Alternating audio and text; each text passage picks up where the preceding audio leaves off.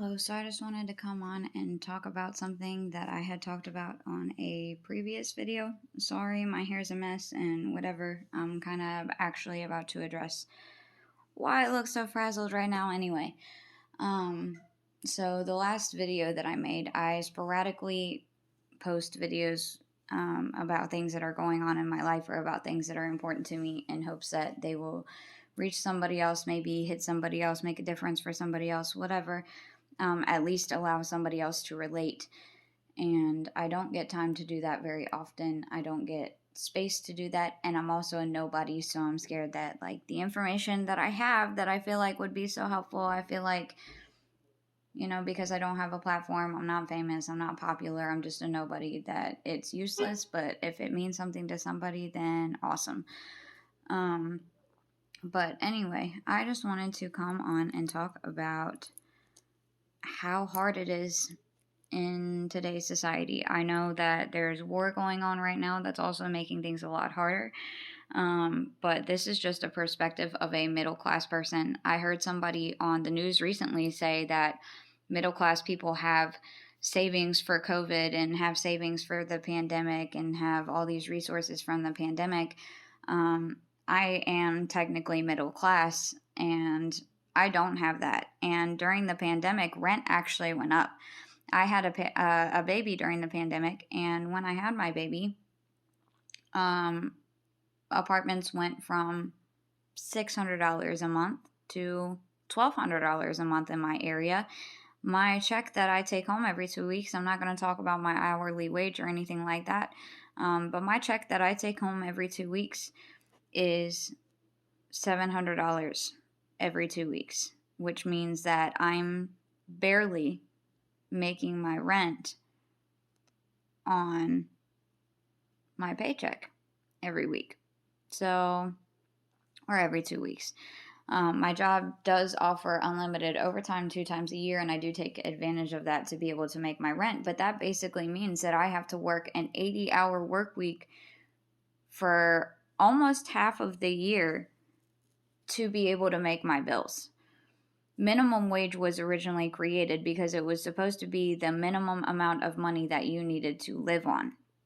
Minimum wage in my state is $7 and some change, and I make literally 3 times our minimum wage, and I can't even pay my rent. That's not even including the typical things that we need to live now, like our cars and our phones and our internet, especially for those of us who are work from home, and I am. So it's really hard nowadays. Like, it is not easy. There are not resources for people like me because they, I guess, assume that we just make enough. But here's the thing is, when you are a middle class worker, they take more out in taxes, so you're still coming home less, but they're only looking at what you make as a whole. They're not looking at what they're taking from you in taxes.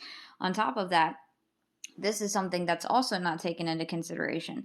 If you're a middle class worker, you probably do not qualify for any sort of government benefits. That includes food stamps. That includes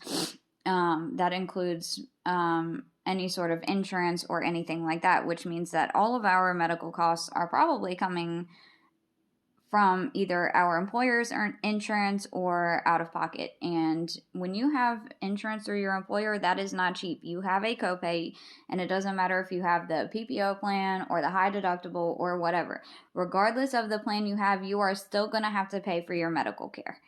On top of however much that you have to pay for your medical plan for your family, which can be a couple $100s to basically half of your paycheck almost. Depending on if you have kids or if you have other family members who are on your insurance policies, etc. Now, I also understand that what I am saying is basically that as a minimum, or as a middle class worker, you can't live without government assistance. And that is exactly what I'm saying. As a middle class worker, you cannot live without government assistance. But then if you are under the poverty line and lower class, then you automatically qualify for it, and even the government assistance that you get still isn't enough. It just barely gets you by. And I know that because I've been on both sides of it. I came from a family where we at one point did have food stamps and medical benefits and stuff like that. And we still struggled. Now I'm on the middle class aspect of it where I am still struggling. And it's damn near better for me to take a pay cut and go somewhere that pays me less, so that way I can get the assistance with my insurance, and I can get the assistance with my rent, and I can get the assistance with my with really everything that I wouldn't get just because I make too much money. Isn't that crazy? Like, you make so much money that they take half of your paycheck, to the point where you're basically coming home with a minimum wage paycheck, but you don't qualify for benefits. Even though you make more hourly, you're still not coming home with shit. Sorry to break it to you, but if you do make more money, it's really not worth it unless you're rich. And that's where the greedy come in. The rich just want their money, and so fuck the middle class and fuck the low class, and that's just what it is. So I'm literally to the point where I am not currently paying any bills right now because I'm trying to get out of my apartment because I can't afford it. I can't afford everything. Like, I'm supposed to pay for a car, a house, and everything at the same time, and my rent alone is $1,200. Where am I supposed to afford my groceries? Like, just think about that. Take out every other bill in your mind and just think about rent and groceries on $700 every 2 weeks with $1,200 in rent. And I do have to have internet to do my job and make money, so like, there's that. But even if you're not thinking about those things, rent and groceries alone, if I spend $300 in my household, that's $1,500, and that's more than what I'm coming home with. Like, that's just crazy to me. That's crazy. So just let me know your thoughts and feelings, because I am to the point where, like, I give up. I have not paid a single bill because I am trying to get out of here, and I don't know what bill to prioritize. I don't know what's supposed to happen and when. Like, I can't keep up with dates of anything anymore. Like, all I do is work, and I try to hold on to my money to pay my bills, and that's about it. I used to be the type of person, I knew exactly how much was coming out of my paycheck. I knew exactly how much I was going to come home with before I even got my paycheck. Every single day I was calculating how much I made that day, how much I was going to come home with, and I was pretty on target. I would even know how much was going to go to bills, how much we were going to have left, etc., etc., etc., before I even came home with my check.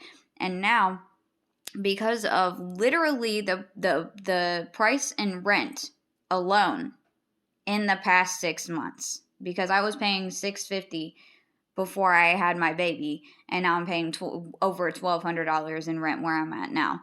So tell me how rent went up double in my area in 6 months, but my wage at work stayed the same, and I'm still supposed to survive, and I don't qualify for anything government-wise. What happens to me if I'm on the streets? Why does it take me being on the streets to get some help? Because I've talked to social workers, I've talked to case workers, I've called up at the what is it called? The Department for Child and Family Services or whatever. I called the county. Like, I've called all the places and done all the things. And unless I make less, I don't qualify for anything because I make too much. It doesn't matter that I have babies. It doesn't matter that everything went up double in my area. It literally only matters what I'm coming home with and what they think I should be able to live off of. So, just some thoughts that it's the big people making the big money that get to decide whether or not our wages are enough to live off of, and I think that's bullshit. Bye.